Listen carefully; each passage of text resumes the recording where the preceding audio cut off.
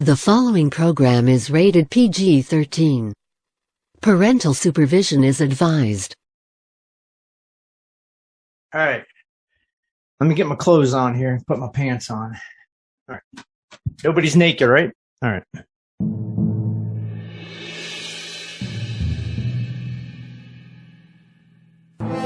Poseidon, the ruler of the seas and all that dwell within them. His rule over the oceans is unquestioned. There are those who serve him with tridents and with infinite knowledge of all things submarine. They are known by many names: coners, weaponeers, the merry men of Sherwood Forest. But by Poseidon himself, they are called TheSubVets.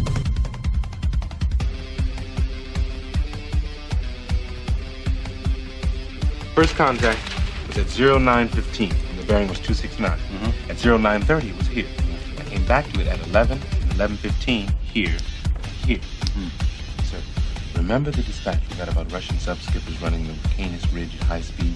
Because they had hyper-accurate surveys of the underwater canyons. Yeah, Red Book 1. And the front door to those canyons was a formation called Thor's Twins, right? Yeah? Well, look. Right into Red Book 1.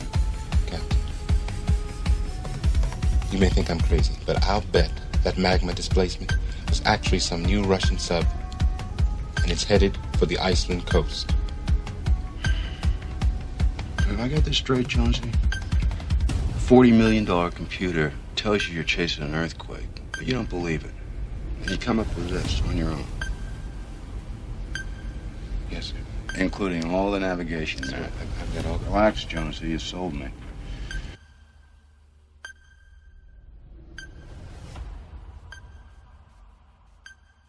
Man, battle station's torpedo.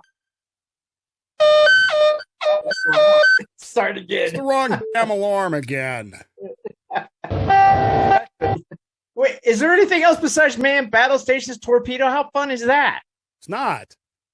That's a nub mistake, by the way.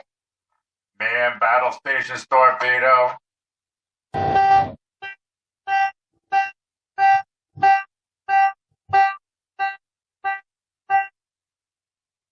You know, the saddest part about this whole thing is we had to do that 3 times because Missile Tech Nub over there couldn't figure out which alarm to my sound. nub. He pulled my dolphins again.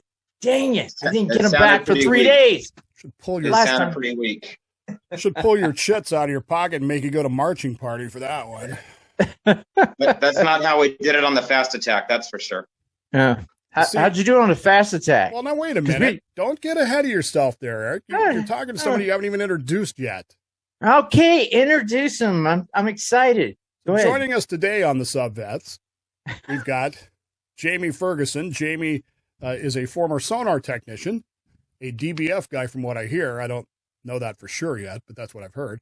And allegedly a dentist, which would make him public enemy number 1 on this show. Absolutely. Jamie, welcome to the show. Thank you. Good to have you here. So that's I normally don't hang out with boomer guys, but I'll make an exception in this case. well, we are the submarine experts, so Yeah. We're Okay. definitely experts. you have to make that accommodation for us. So that's not how you did it on a fast attack. You didn't just go to battle stations torpedo like that. They didn't have to announce it 3 times, and they're a little more exciting. Did Really? they play like upbeat music or something, or Apocalypse Now or something? Flight of the Valkyries. Yeah, that's what I was. Yeah. Dun, dun, dun, dun, dun, Oh, dun, fly dun, around. dun, dun. Oh, man. I know a guy that was on the Enterprise. Was it the Enterprise? No, it was the Nimitz. And every time they would do refueling, they would play the theme from the Final Countdown. Whenever they would do the breakaway, and they Oh, play yeah. play The that final countdown. music. We never played So- any music on the Michigan. They didn't let us do that. So That's because your Jamie, captain didn't love you. tell Yes. us a little bit about yourself. I was in the Navy from 86 to 96. As you guys already said, I joined. I started off as a surface fire control tech, and then Red Hunt for October. I was in one of my electronics schools and volunteered for submarines, and all they had open were sonar techs. And I said, that's what I want to do. And went through all my sonar training. Ended up going to one of the last diesel boats in commission, which was the USS Darter, SS 576. We had the BQR2 and BQRS system, and it was serial number 1 and 2. And I could swear there were still schematics in German. And troubleshooting was opening them up and listening and smelling and seeing if anything was burnt. That's pretty much was how we troubleshot. And I did that for about 18 months. I came back to more sonar school for about another year of training.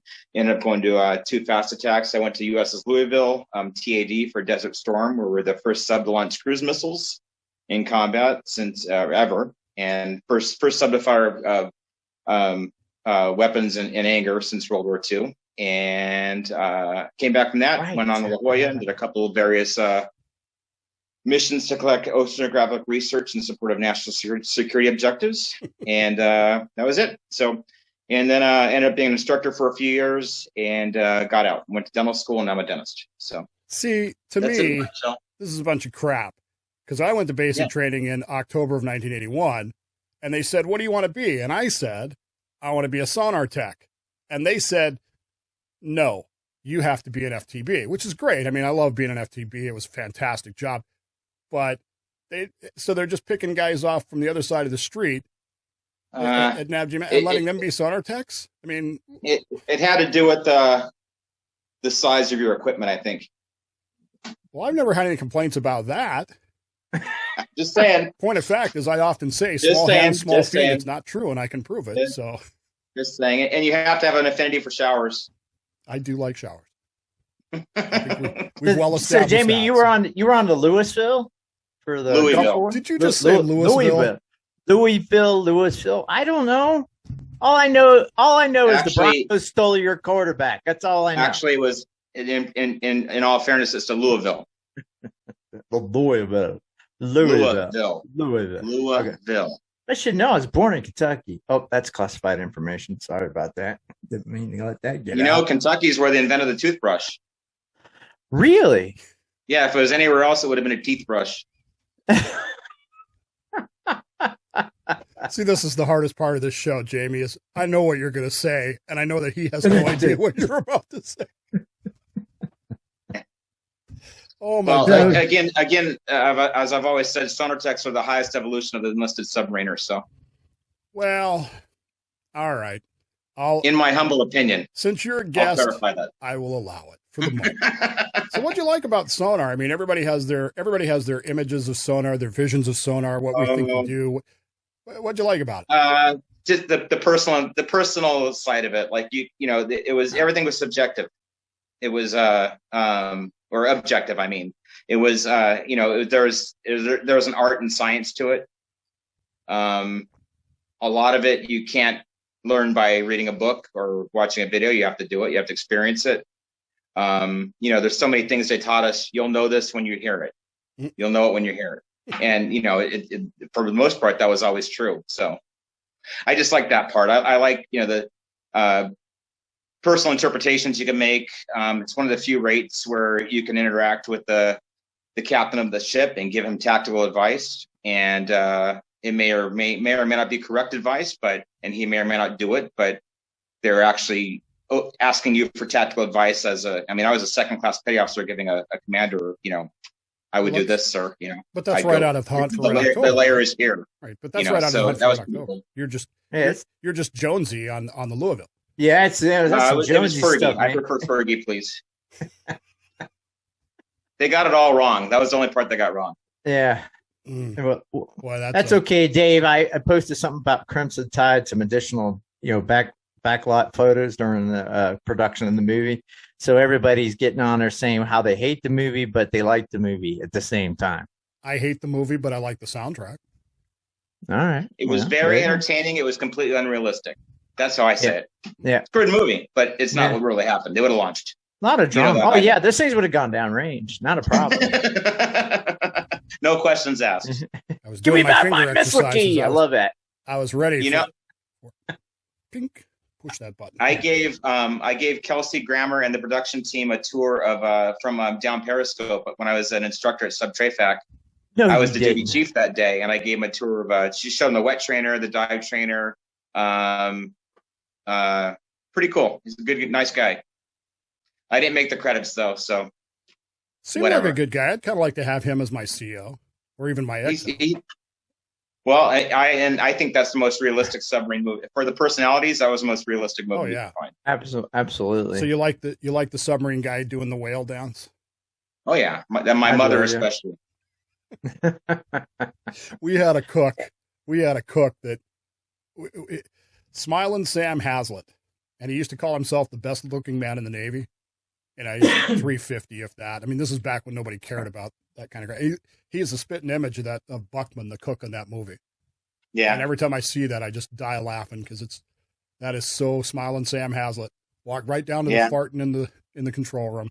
He would go up the control just to pass gas and then go back down. So those were good times. Yeah. So, what did they say when Buckman or no somebody seal? Well, we can't say that word, but somebody seal his crack, something like that. Shoot him Can't out say the torpedo ass? tube. Yeah, no, that. not supposed to say that. Somebody ought to sew his ass shut. Is the correct term. So his ass shut. That's right. Someone else. Somebody's got to say it. With the stuff over his mouth. Yeah. Somebody shoot him out of torpedo tube. Somebody shoot him out. That's what it is. Shoot him out. My favorite, Jamie, my favorite sonar quote of all time. I just happened to be in control one day, and the captain was on the con, and they were having an intense discussion over the communication circuit there about a contact that they had, and they couldn't figure it out, and blah blah blah. And finally, the sonar supervisor said, Sierra 13 or whatever it was, biologics. The captain of my ship, Captain Frank Mark Conway III, stood up and said, "If that's biologics, I'll eat it." And he was right, without ever having heard it. Turned out to be a freighter or something, but right. Just what you were saying. The default contact is always biologics because you're never wrong. Right. It was just amazing to me because he couldn't hear it. I mean, he wasn't in sonar, but he knew it wasn't biologic. Right. And I knew it wasn't a Boeing fish. Well, chances are the sonar soup knew it wasn't biologics either, but if they want an answer, you got to give an answer. Now, you was on the Darter for the diesel boat? Yeah. So you guys use stethoscopes on the hull for that, right? There was like 10 of you on watch, and you just pretty much on the side of the hull. And I'll tell you what, though, when we just before decom, we did some ops with the 688s and 637s off of Pearl, and we wreaked a little havoc with our little BQR sonar system. So BQR2 sonar system. Is it because it's so quiet? Yeah, and we had 2 screws so we could rotate on station. Oh yeah. That was very confusing for them. Yeah, my experience with those guys is they were often confused anyway, because we played with Hawkbill in New York City off Hawaii in 84, 85. It would have been 84. And yeah, they were confused. It was fun to watch. It was really fun to watch. Sorry, I'm watching a baseball. It all got swept under the rug for us, but because there's no way a 35-year-old submarine could do that, do what we were doing, but we did it. Well, so how often now I was going to ask him, how often do you hear like a new sound that, I mean, you just don't recognize it first, and perhaps you do recognize it later, or you don't, and it gets exciting in control room? Like, what's the steps? You got to control, you got to put another operator on it? No, you kind of, everything I've always done, we had accent writers, spooks. So, you knew which direction to look for things, and you knew what was coming. Very rarely were we ever surprised. And if it was surprising, it would have been like, we thought there's 3 guys and a 4th one cavitated, something like that. But cavitation, that's one of the first things you learn. So it's, right. But sometimes biologics can sound really, really weird. They can sound man-made. If we're recording a specific evolution that no one's recorded before, obviously that's a new sound, and it was surprising, but you knew there was something coming. So you got I think that's the best I can do with keeping it pretty vanilla. Yeah, you got to keep it vanilla. Yeah, because you got all this hype about aliens, and that's kind of my corner. Dave knew I was going to bring that up because he loves the movie Abyss. Just ask him. Well, we were in the South China Sea and we rode the surface a lot. And this is all here. This is passed down from the lookout and the officer's deck. But I guess we passed over. It was a ring of lights, and they were making a circle underwater. Wow. And it was like 3 or 4 feet across. And we don't know if they're hallucinating. It was on the midwatch. Both of them saw it. And it was, 40, 50 yards away. We didn't hear anything. There were no pictures of it. And we kept going. And that was it. I could now, not. Who saw the ring of lights again? I mean, the OOD and the lookout. But, they might have been. They might have been concocting this story for 3 months. Looking over the sail, and well, you know what? So was it nighttime? You know how you get that?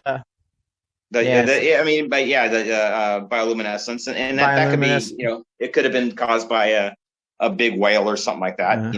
With a flipper, and at the same time, they might have been, they might have been aliens making this plan for the last, because the disc was out at the time, so. It was a sea story, no shitter.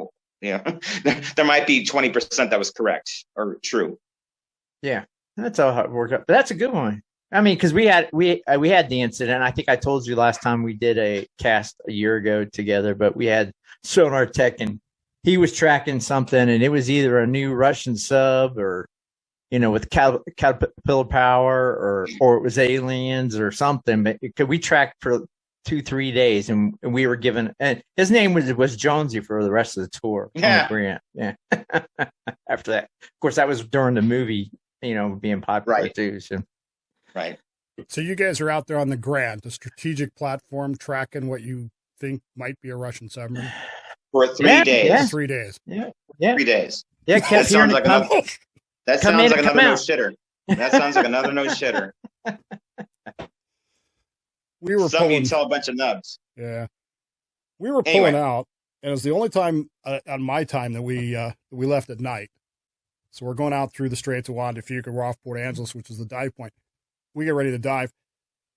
We get under. We're maybe a minute and a half into the dive, and a freighter goes right over the top of us.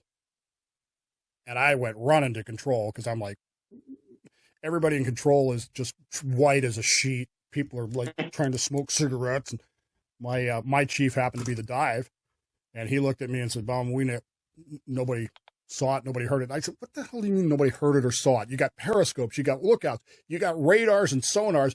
How did you not see this?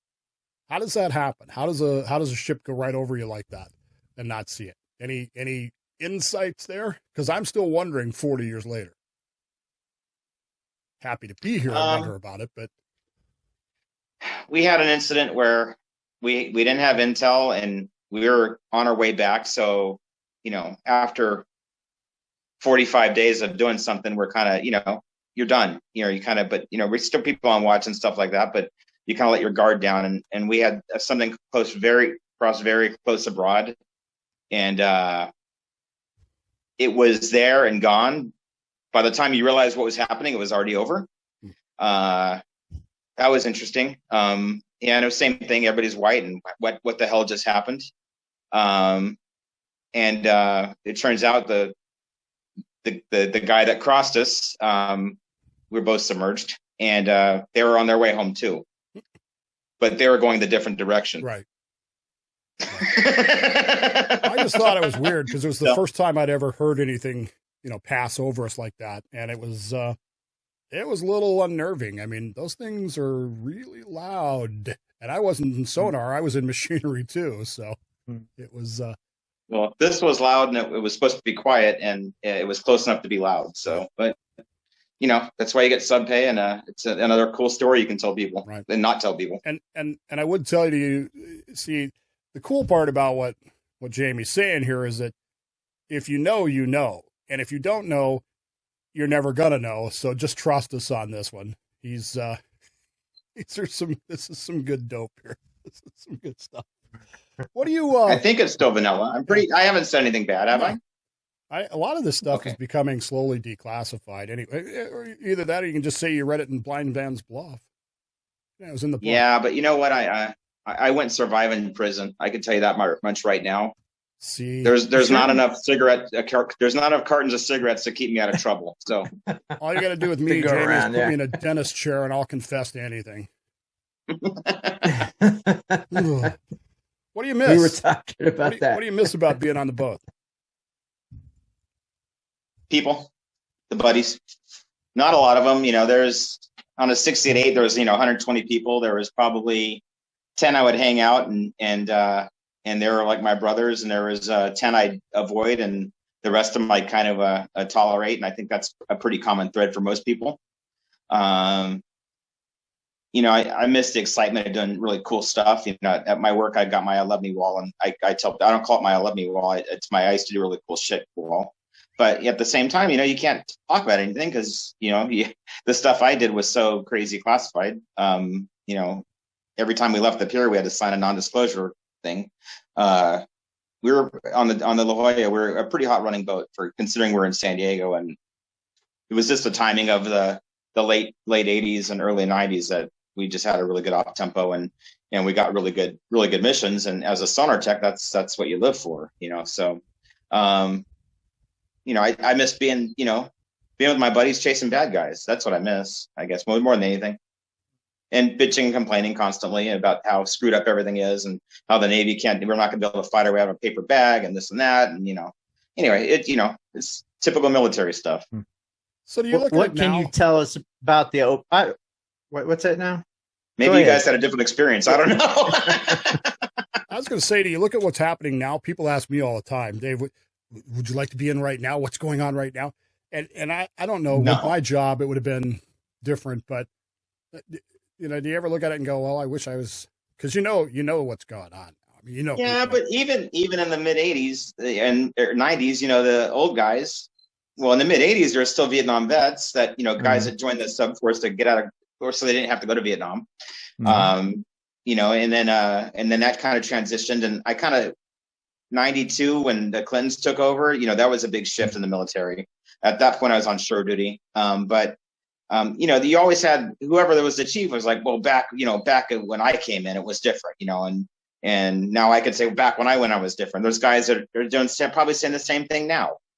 So, who knows? I think I got lucky because being on a diesel boat that was forward deployed, we were about 10 years behind the big Navy as far as hazing and stuff like that. So for better or for worse, I got to experience a lot of that.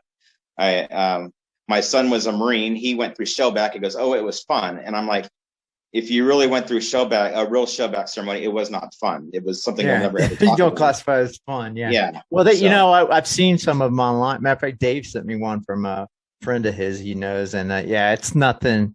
Yeah. Like you get squirt of water. I mean, we were beaten. We got beat with a marlin spike, and they shaved people's heads. Unless they got you to throw up, you didn't pass the test at the end. All these things. It was horrible. So, but it was something you went through, and there was about half of us that went through it. Our captain was leading the pack, and so but captain was part of the fun. More than anything, the people, and it was kind of neat, kind of being able to get a glimpse behind the curtain of what was really happening in the world, even though I was too young to really appreciate it at the time, I think. Yeah, we've all been there. Well, what I was going to ask you is, so we're leading up to a potential war with this Ukraine-Russia thing. So we got all the boats deployed and stuff like that. So when you were going to the Persian Gulf War, you're going into theater. I don't know if you guys knew that you were going to be part of that mission, what your mission specs were, but what was the moments like the days leading up? What was the feelings, but that you knew before something was getting ready to go down? I missed a lot of the pre-deployment talks and everything like that because I checked in the day before we were leaving. So, it's kind of a whirlwind thing. I think last time I mentioned on the podcast, we left the 26th of December and I was notified I was leaving on the 23rd. That's right. So, over the Christmas holidays, I had quite a bit of stuff to take care of. And back then, they just cut me they cut me advance pay and take care of any tickets or whatever you got to take care of. And so I went and did that. But they put a map in cruise mess, and they called it the Louisville mission into history. I was of the group that I never thought we would launch. I didn't think it would ever happen. We started doing the buildup when I was still in one of my sonar schools, and it went, and then telling my family, I go, well, I'm leaving, and they're like, where are you going? I'm like, well, where do you think? And they're like, well, we thought you weren't going, and I volunteered for it anyway. But so on the boat, the feeling was there was probably a lot of indifference, but I mean, we were running 2 battle station drills a day for battle stations missiles. So battle stations for strike warfare, they called it. So, I mean, we knew what we were training for. Back then we had the big, nowadays you launch a Tomahawk and you turn it over the missile, but back then we had target packs. So we saw the guys coming down for the FT's computers with these giant, disc packs of the courses. And I think when we were first supposed to go, we were going to be going to the Persian Gulf, and somebody hit a mine, and they said, okay, we're not going to do that. And thank God for that, because at the time our mine sonar was less than perfect. So we ended up going to the Red Sea. One thing that I thought it was kind of interesting, we set a record for quickest boat to get from point A to point B, the shortest amount of time as far as we went. It was 13,000 miles away, and we would stop once a day to get our message, and we'd go again. I mean, I've never gone that fast for that long. And when we got in the Red Sea, we went pretty much the northern part of it, and we weren't only there. I think we're only there for less than a day. And this is one of the things that always stood out for me one of my best memories. And the guy that woke me up, we're best friends now, but he comes and wakes me up, and it was my off watch. He goes, they called me Bonk because I used to hit my head a lot. So he's like, Bonk, Bonk. And we shaved our heads for good luck, and it turns out I look like the Nintendo character, Bonk's Big Adventure. So anyway, they give the best nicknames to people they like. So anyway, my buddy comes and wakes me up, and he goes, dude, we're going to battle stations in 20 minutes. And I was like, you better not be freaking waking me up for a drill. Do not wake me up for a drill, because we've been doing battle stations twice a day. He goes, no, I'm serious. It's really happening. And I'm like, yeah, whatever. I'm trying to sleep, and I turned over. So he walks away. Yeah, he walks away, and I start hearing curtains open. Shh, shh, shh, shh. So I'm like, well, I guess something's happening. So I get dressed, and I go up to Sonar, and turns out, yeah, we got a flash message, and we had our first salvo tasking. It was one of the first of the war. And so for that one, I was the battle station's repair tech. So I was in sonar equipment repair space with a pair of with a sound powered phone in case one of our computers needed to be rebooted or whatever. And I think we launched we've launched a few birds that time. Very uneventful. It was pop, pop, pop, and that was gone. Right. And then the second salvo we had, I didn't have a watch station, so I was in cruise mess, and so I got to watch the missile come out on Paraviz, and that was pretty sweet. And then our third salvo, one thing they did was really cool is they rotated us through a section through for each launching, so you could be on watch during a launching of a missile. So in sonar, we're verifying booster splashdown, like a few miles downrange. The rocket motor comes off the missile, and you verify splashdown. It helps them verify it's a successful launch. So I can actually say I verified booster splashdown during combat. But it was very it wasn't what I expected. I mean, we were very detached. We were hundreds of miles away from our targets. The weirdest part was after you secure battle stations and people go to bed, you're getting something to eat, and you're watching a clock, and the missile speed, its range, and you're watching a clock saying about 40 minutes someone's going to get a really bad awakening, and that was kind of weird. Of course, you're 21 years old, you're making jokes and everything else, and it is what it is. Mm-hmm. But I never had an issue with what we did. you know, it's you know, I feel bad. You know, I feel very uneasy comparing my combat experience to somebody that was in Fallujah or something like that. That's a whole different thing. But you know, you don't get to choose your war. You don't get to choose what you get to do. So I feel fortunate I got to experience that while I was in, because it doesn't happen very much for submarines. And turns out the Louisville launched again during the War on Terror, and so they're the only submarine to launch missiles in multiple wars. That's pretty cool. Did you get a bat? I got a bat. Yeah, it's at my office, and I just ordered a new one for the DCOM one, and that one's pretty sweet. Yeah, I got a bat, and I got I think I got 6 or 7 medals for 6 days of work. That was pretty cool. I came back, and when I checked on the Louisville, I had a sea service and good conduct, and I came back and I had a chest full of medals, which is pretty funny. I mean, I thought that was hilarious, but you know, it was goofy. Well, you see the submariners these days online, the photographs you see. I mean, they got a rack. They have a rack. You know, God knows what they've been doing out there, but. No, I appreciate you sharing our experience with us. That's pretty cool stuff. Yeah, I mean, it was you know, it was interesting, and I think we had 1 or 2 guys on board that at the time they were not okay with us launching missiles, but you know, we went ahead with it. And I think it was a good thing that we had, because we launched our missiles, and the war moved so fast we had to go all the way back to Guam, so we had to go back halfway around the world to get missiles, and you know, so that was another, I don't know, 10 days probably, and 10 or 12 days. So you had a lot of time to kind of go work it out what you did with your friends. So when it wasn't like you left Baghdad today, and you know, you're back in San Diego tomorrow, and you know, you're expected to be a normal person. We had a lot of time to kind of work it out, I think. Right. So I mean, what you're saying is when you got back, you weren't.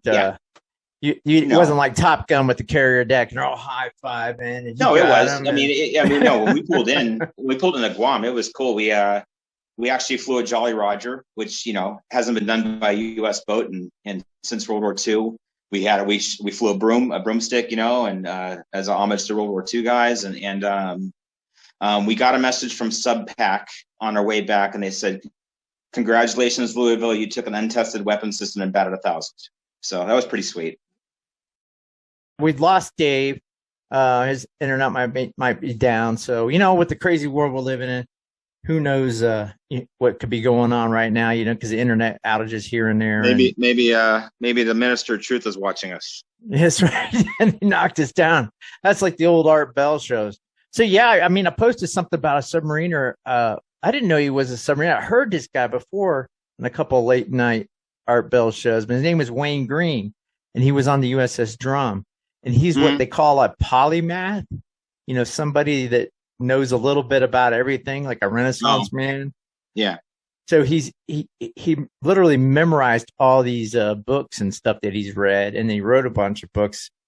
And so he's like recommending all this stuff like cures for cancer and cures for that, and how to solve certain problems on the shows. And it was made. Then he goes, yeah, and I also wrote a book about my time on the USS Drum. I did 5 war patrols, and I was depth charged multiple times.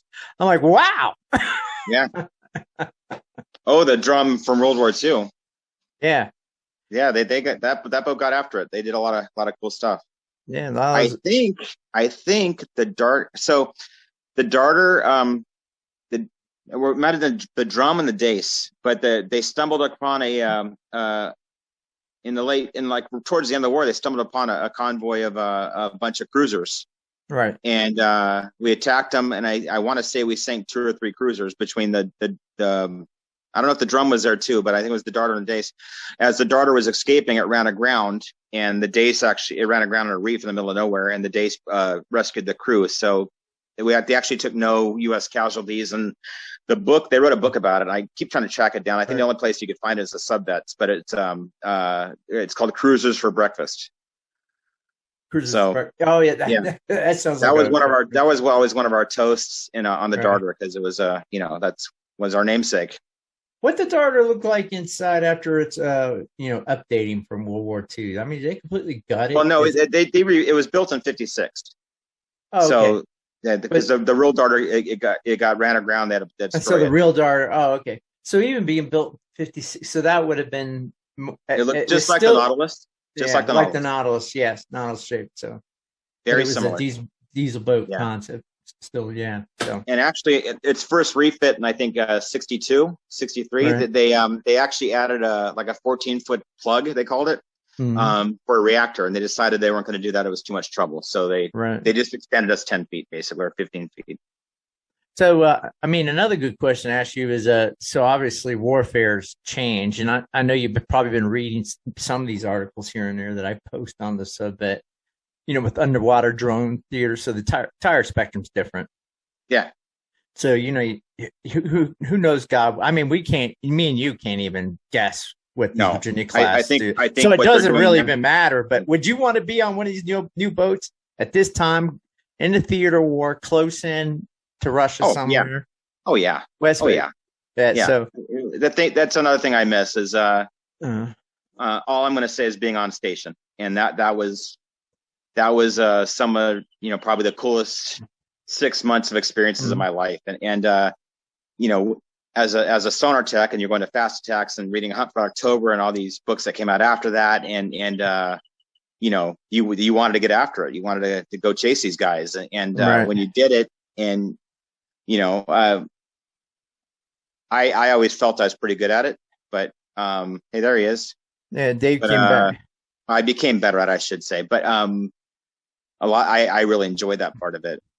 So yeah, if being 21 years old and E5, E6, and yeah, totally. I think that's the difference is being, the age difference. You're a little bit more wiser and you understand the world a little bit better as you grow older. But I mean, this time it's not going to be like fire and forget like you did in the Persian Gulf. I mean, with all these new weapons, somebody's going to respond in kind on somebody. Somebody's going to have a bad day. Yeah, but I think it gave us a big window of what we'd be going against with the Ukrainians sinking that Slava, or they called it the Moscow. It was a Slava, but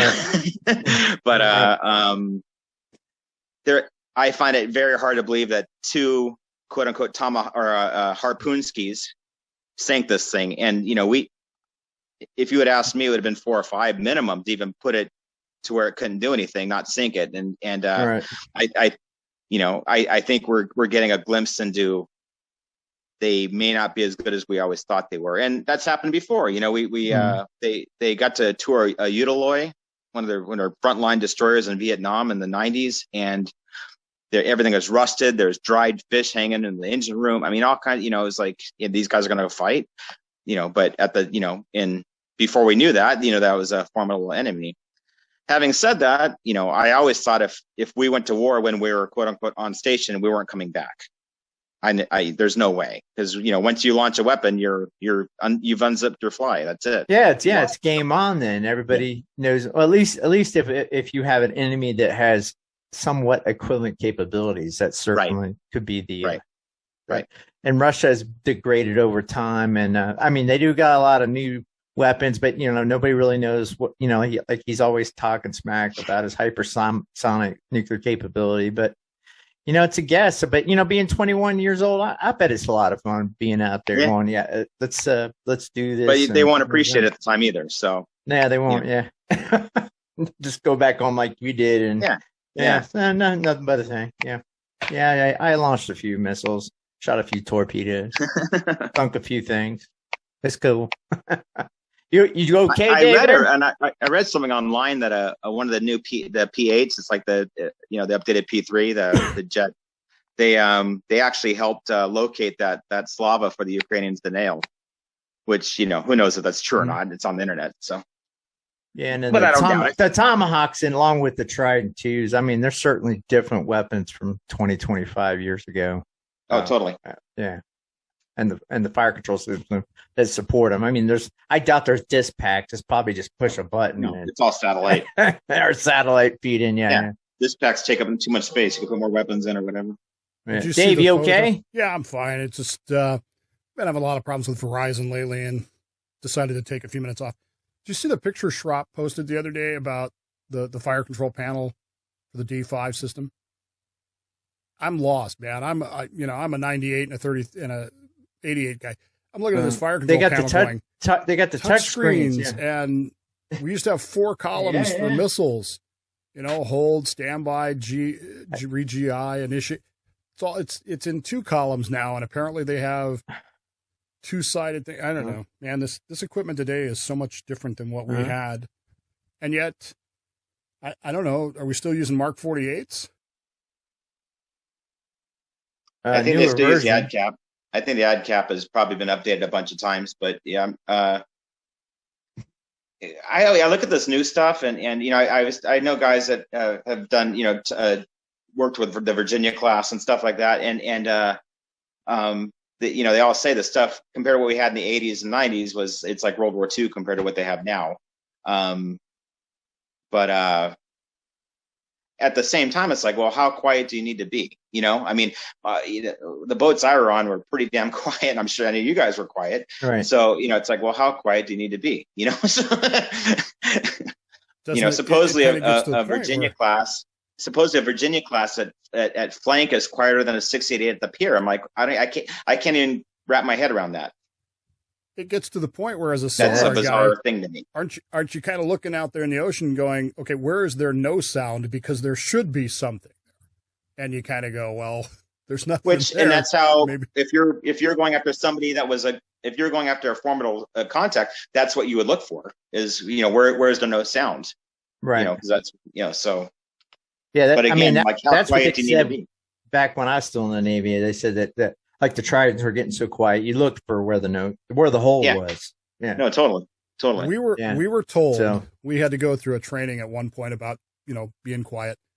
We were told that one of our sister ships, and I won't mention her name, but it rhymes with Florida, was tracked by a 637 from the Panama Canal to Bangor solely on people noises. In other words, they never held the actual ship, but they could hear people banging around, and then that's what we were told. Now, I don't know if I believe it or not.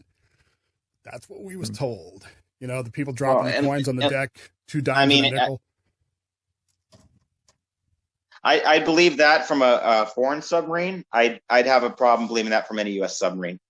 You guys know, how we were with sound and sound silencing, and you don't slam doors. On the La Jolla, we would remove Florida here, so those guys. They're not quite the Alabama. Sonar sound short. No. And we had in the fast attack community, we had the Houston. They had the same issues. They could not do anything right, but our worst is probably light years ahead of anybody else's best. Yeah. Well, it could have been just one of those things where they just, the XO wanted to scare us into being quiet. And then, of course, as soon as he was done with his whole lecture about Florida being tracked and blah, blah, blah, then he says, commence field day, you have permission to run vacuum cleaners. It's never made any sense to me. Now, on La Jolla, we were so paranoid. We would go. We took off the doors on the shitters. We removed the door. If the door wasn't necessary, it was off. We wired all the toilet seats down, and this is all on floating decks. And it should have been impossible to even transmit that noise in the water, but that's what we used to do. Huh. Until somebody left us with a big one. I remember it got so bad. Like I said, it was like sonar sound short, and somebody tell Ryle back there with the missile techs are making too much noise back there at launcher. Dave could see that happening. Well, we report, transit on ship, The only time we ever had a problem, we were going, I think it was patrol 11.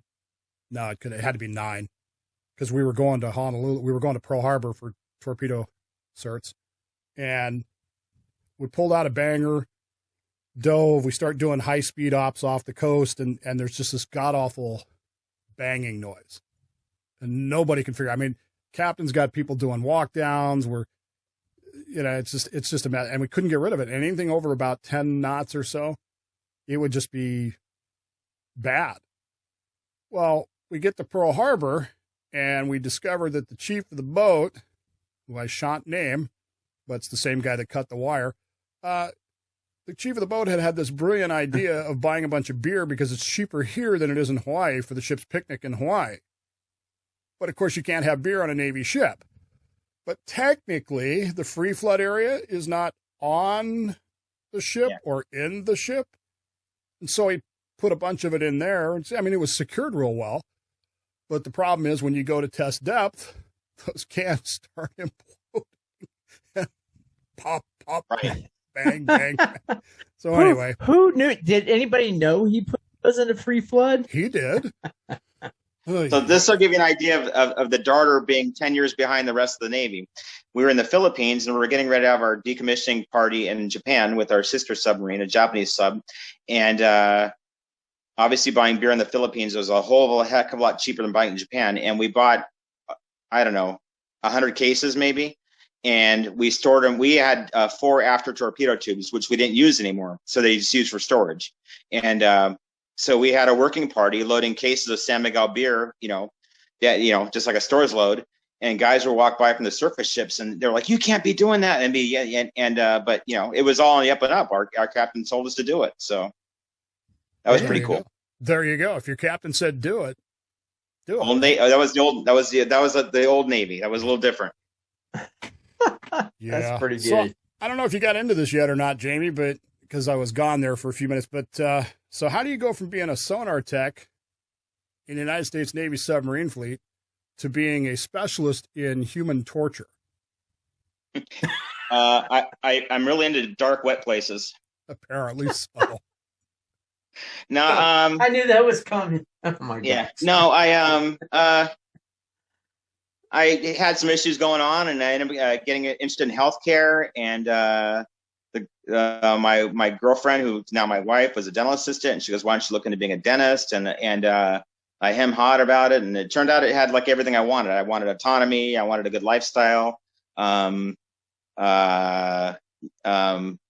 Work with people, work with my hands, be challenged. It checked all the boxes, and everybody thought I was nuts because I was 27 when I decided that's what I was going to do, and I couldn't stay in the Navy any longer. I got medically discharged, hurt my back, and anyway, I mean, everybody in my family was like, "You can't do this. You shouldn't do this. There's no way you're going to make it through." Blah blah blah blah. And I had 2 kids. I was, about as impossible as you could do it, and we did it. So I graduated in 2003, and here I am now. So off to the races. I don't know if you heard the show last week or not, but we have major problems with dentists in general, but Navy dentists in particular. Yeah, Eric texted me, and I'm like, if you guys would brush and floss every now and then, you might not have problems. Wait. Yeah, they told me that this after they did the root canal, because it was dormant since last August. And the funny thing, I was telling my doctor the last 3 months that I felt a little off. I'm like, I just feel a little sick. Matter of fact, I was like, maybe I'm getting cancer. I was getting paranoid. He goes, "You ain't got cancer." And then not even a week later, this thing he starts hurting, and then the next day, boom. Yeah. And there's nothing like a toothache. There's nothing, and that's actually my favorite thing to do is get people out of pain. That's like when I feel like that's when I feel like I was put here to do this. Yeah, that's just a block me. Because pain pills don't even do anything. No, and you get somebody numb, and you can just see their eyes as soon as they start feeling. Thank you. Yeah. So it's pretty neat to be able to say, no, Mother Nature, I'm going to fix this. You don't get to make the decision today. But they're saying like a Navy corpsman on a submarine doing dental work too. But to get me numb, you got to use that giant freaking needle that's like 4 feet long, and stab me with it. Yeah. Get on a ladder. It's just a little prick. Just a little prick. That's it. Ugh. You're gonna feel a little pressure. That's all. I always say you're gonna feel a little tickle. A little tickle. Oh my God! But I have a couple patients that I knew from there's a guy. He's still my patient, and I knew him from the Darter, and he was an A-ganger and diver, just all around, just a badass. And then when he got out of the Navy, he was doing the one-person submarine rescue thing, where they go down in the one suit and they go down to like 5,000 feet by himself. And wow. Dave, this guy Dave, he needs a wheelbarrow for part of his anatomy to walk around with. I mean, he's just anyways. I freak out when I have to get him numb. I'm so afraid. And he is totally chilling. He's one of the nicest guys you'd ever meet. But I still remember Dave from the old days, man. He scares the shit out of me. Punch you in the face. Yeah, and he's a totally nice guy, but I still get scared. You get on the bad And then one side. time I was working on one of my master chiefs, and he actually flew in from Hawaii to get some cosmetic work done. And I'm leaning him back to get him numb, and he goes, "Hold on a minute." And I set him back up. I go, "What's going on?" I still have to call him Master Chief because I can't call him John. It feels weird. And he goes, you know, this is hard for me, right? And I go, "How do you think I feel?" And he goes, "Roger that. Turn 2." Is your name kind of spreading it? Because you're in San Diego still? Yeah, San Diego. Your name's spread around the submarine community that there's a submarine dentist out there, and Not really. No, I don't. I'm busy enough, and if something is going to go wrong, it's always going to go wrong on somebody or your family members. And I've learned it's just better to have a detachment if you can help it when you're working on people. Yeah. Wait. I can certainly see that. Wait. What do you mean something's going to go wrong? Now I got to worry about that too? Well, keep in mind, 99% of things that go wrong can be fixed. It's a tooth. It's not your heart. It's not your lung. It's not your liver. It's a tooth. It can be fixed. But we were talking on the last podcast that, like in the old days, that's how most people died, was diseases through their teeth area. Yeah. Well, and that's I think that had a big part of the life expectancy in the Middle Ages. And, I don't know what you guys had to go through, but the day after I volunteered for subs, they're like, "Oh, you need to go get a dental screening." I'm thinking they're going to make sure I don't have cavities. And I walk in, they're like, "No, we're taking your wisdom teeth out." No warning, no anything. And 2 hours later, my teeth were gone. My wisdom teeth were gone. And I had no clue that was going to happen. Yeah, we talked about that. Yeah. Give me a second here. Let me talk about 7K Metals real quick. 7K Metals is a unique website. It's been made to make life easier on the person that does not know anything about saving silver and gold, or what it's about, or how to even get into it. So if you get involved with 7K Metals, you can go to 7kmetals/TheSubVet, and you'll see 3 easy tabs: save, share, and earn. And you can click on 3 simple videos there. And you can learn about the education that you might receive if you join 7K Metals, and then you can join a great family of friends. And then you get to share it with your family and friends. And if you share it, you get to earn a little bit of money on the side. This is not something that's going to make you a millionaire or run off on a yacht somewhere with the girls of your dreams. This is just treat it as another income stream if you're able to share it. And that just makes it all the better. So you can go to 7K Metals at TheSubVet.com, save, share, and earn. Click on those videos today and learn about what silver and gold can do for you in this crazy market we live in. All right, I got that done. Cool. So, Jamie, what do you... So, Dave. Yeah. Sorry. Go ahead. You good? I don't know, man. Your internet connection is still all over. Verizon, I don't know about anywhere else, but Verizon for the last 2 weeks up here has just had massive problems. My phone, I swear to God, my phone popped up. I didn't get any phone calls for like a week. Okay. And then my phone popped up, and you won't be able to see this because it's, I have 37 red phone calls. I mean, I missed phone calls that all came in during that week. I never heard them, including ones from my wife who was calling me about some stuff going on. I don't know what the heck's going on with Verizon. And then they send me a thing that said, "Hey, we're going to update your internet." So is it going to work when you update it, or is it gonna, are we going to have more of this? So I don't know what's going on. It's coming and going. You seem like a really good guy. Normally I'd say, you seem like a good guy. Normally I'd say it's probably because you're looking at too much porn, but I'm sure that's not the issue. No, I'm too old for that stuff, man. And I don't want to waste. I don't want to waste these on that. So. We talked about that actually on podcasts about the old magazines, and because I had I'm Mormon. I think I told you that, Jamie. But we had a Mormon captain, and he did away with magazines that had been on that boat since the 60s, and there was a lot of mad, upset submarine sailors. Shame, shame, shame, right? I'm all for, I'll respect you and what you believe in, and I expect you to do the same to me. But I think we need to celebrate our differences more than what we're doing. We're all diversity is what makes things better, not singling people out specifically because of race, religion, or and I never heard of any magazines being a danger to any submariner. That's right. It's never hurt anybody unless the Cobb beat you with one. Yeah.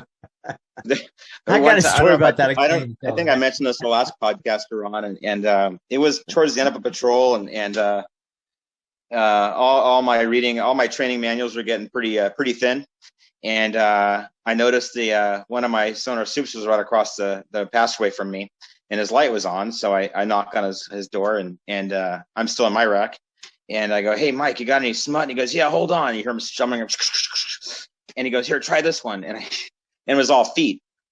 And I'm like, "You sick." I mean, I went off on this guy. People were like, "Hey, shut up, you're in birthing," And I'm like, "What the hell is wrong with you? You give me feet?" Anyway, that was pretty funny. That is funny.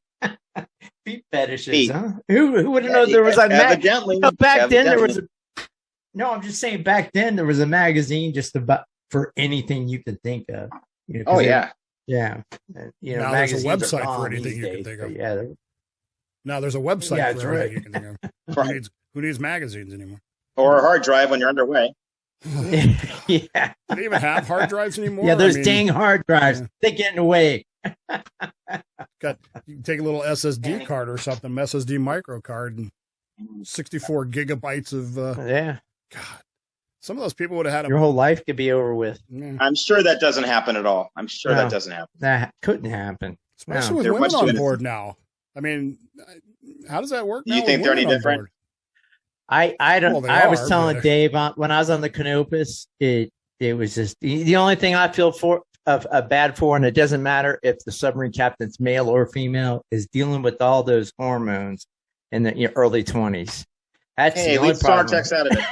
I think that's right. I like being the only girls on board. That's right. Sonar girls. I keep forgetting about that. That's crazy. Well, Dave, that's about all I got. I mean, if you got anything else for him, I don't know what I missed, but hopefully it was still pretty good, and it's always a good. We did bring up we did bring up Wayne Green. I posted him on the SubVet site. The World War II sailor that's a polypath. Somebody, and I figured that's somebody like right up your alley. That whole brainiac knows a little bit of everything. Did you say polypath? And he was on our bell. I think it's polypath or polymath. Polymath. That's what it was. Polymath. You heard of that? Sounds like it's something you get arrested for. That's right. Well, he is Mormon. That's what I say. What are you in for? I'm a polypath. No, it's an interesting read because he served on the drum in World War II, and he did like 5 Art Bell shows, and I didn't even know he was a submariner until like one of the last ones I heard of him. So those World War II guys, they, as far as submariners go, they have my utmost respect. The stuff they did was amazing with nothing. It's right. Amazing what they and did. World War II built this country. Yeah. We 95% of their missions, 95% of their shipping with 5% of our Navy. That's pretty incredible. Mm-hmm. We have one with torpedoes that only worked half the time. Yeah, we have one World War II vet left in our sub-vets group, and he's 2 hours away and can't travel and everything else. So it's we're losing them so fast. But you know what? We're starting to lose us cold warriors pretty quick too, and that's bothering me a lot. So because every time I turn around, there's another shipmate gone, and it's like, holy crap! Which is kind of why we do this. Yeah, that's getting tell these stories. Get them out there and let people know. Well, I went to one of my daughter reunions this last September up in Bremerton at the Horse and Cow, and when we were leaving, there was a table of some young bubbleheads, in their early 20s, and they seem to be carrying on pretty good. So it's all you can do is everything we do on subs. It's so much of an apprenticeship. You get there, you don't know anything, and 2 years later, you're teaching somebody else. All the intricacies and this and that, and then they're going to be teaching somebody else. So it's I always thought that was kind of cool. You pass it, everything gets passed down. Yeah, we've talked about that certainly too. I certainly feel the same way. Well, Jamie, it's been great talking to you. It's been great having you here. So hopefully you won't be... nice meeting you guys. Or nice meeting you. Nice seeing you again, Eric. And nice meeting you. Yeah, we really appreciate you coming on again. Maybe we might need your expertise when things start evolving down the road. Duck. That's my expertise. Duck. Don't volunteer. I ain't doing a podcast. There's a mushroom cloud outside. Don't you see it? Right. But, and one more thing, you guys grew up in the 70s and 80s, and, it was getting nuked was a real possibility. Oh, yeah, and absolutely. Now we're back to that. And I was telling my in-laws, they're like, I was like, those, effing Russians. I didn't say that, but it was that they understood what I was saying. They're like, and my father-in-law was like, why do you have such an issue with them? And I go, I spent 18 years afraid of them, 10 years learning how to track and kill them. And then, now they're doing it again, so I have a problem with them. Mm-hmm. Well, Dave and I, we brought that up being Cold Warriors. We've always, even whether you're on the Russian side or Ukraine side, because there's a lot of things going back and forth, and who knows what's really going on. But yeah, from our Cold War perspective, we just don't like Russians. No, don't like. And I got Russian friends around here in Denver, that I work with. Friends are different. I'm talking friends are different. I liked it because they come over and he fixes my air conditioner. I like that guy. He's a good guy. Anyways, I got to wrap this up. All right, Dave's lost again, and he might be back on it. But hey, we definitely appreciate you coming on the SubVet. Thanks again, man. And this will just be one for the books. I really enjoyed what you had to say too. So, cool. All right, Jamie. All right, man. Have a good one. Bye. Hey, so Dave, I guess that's it for this podcast, and we are the SubVet.